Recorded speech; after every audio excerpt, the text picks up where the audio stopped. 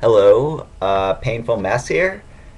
I am going to do a quick, or maybe not so quick because it's not scripted, video about, I think I'm going to call it like the extras of the Book of Mormon or something.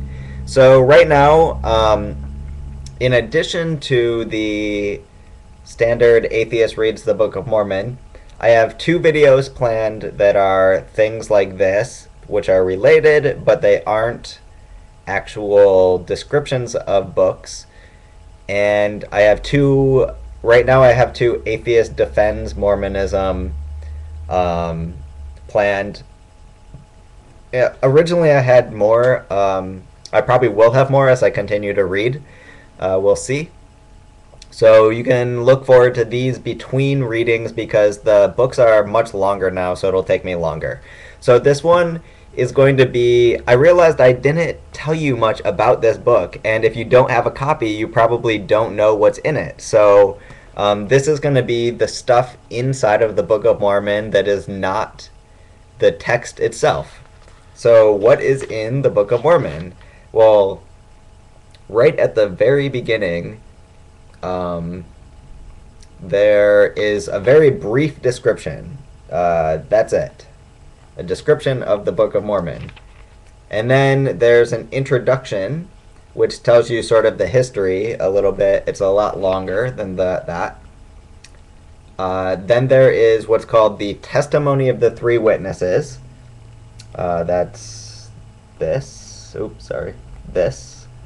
And that's just a brief testimony that these three people saw Joseph Smith actually translating the Book of Mormon from these plates. So that's Oliver Cowdery, David Whitmer, and Martin Harris. We already encountered them once in the Book of Mormon. It was prophesied that there would be three witnesses.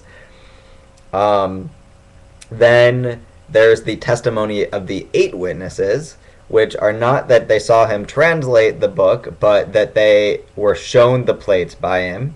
So there's some evidence there, and they've read and they believe the Book of Mormon to be true. Then there's the testimony of Joseph Smith himself. That's even longer. So that's several pages. And then there's a brief explanation of the Book of Mormon and the breakdown of what each of the sections are, and that's actually where I got that first video from, is the explanation right there.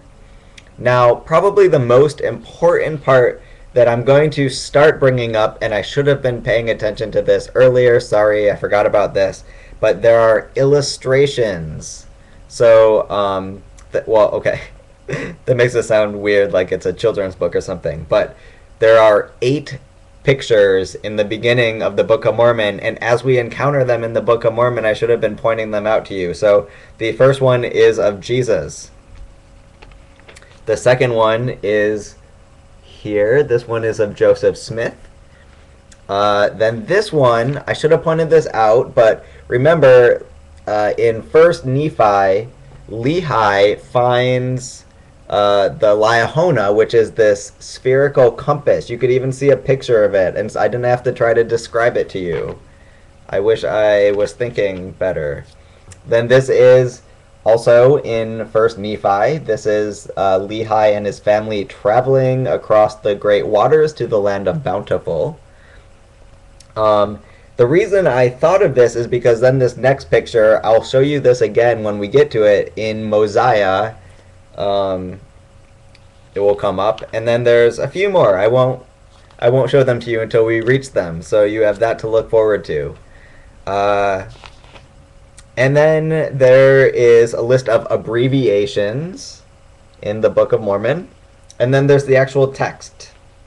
So the text goes on for a long time, and then at the end of the Book of Mormon, the very first thing that happens is a wonderful, wonderful, useful tool if you're doing YouTube videos about the Book of Mormon and you yourself are not a member of the LDS Church, a pronunciation guide. So I think I've been mostly saying the names the correct way, according to the pronunciation guide. Maybe maybe people within the church don't say some of these the way that the pronunciation guide says it, but I've been going off of that. And then there is an index. Ooh, index. And that's sort of useful too because there are some phrases in here that I keep meaning to look up online or something that are kind of strange. But I look them up in the back and then look at other places they appear to help me figure out what they actually mean. Anyway, I think that's it. Let's see. I'm pretty sure that's it. Ends with the index. Yep. So it's an alphabetized index. So those are the extras of the Book of Mormon. If you don't have a copy, now you know everything that's in it. Oh, shoot. That's right. Okay, and then during the text, there's also to point you for further reading at the bottom of every page. There are these, it's really hard, everything's backwards.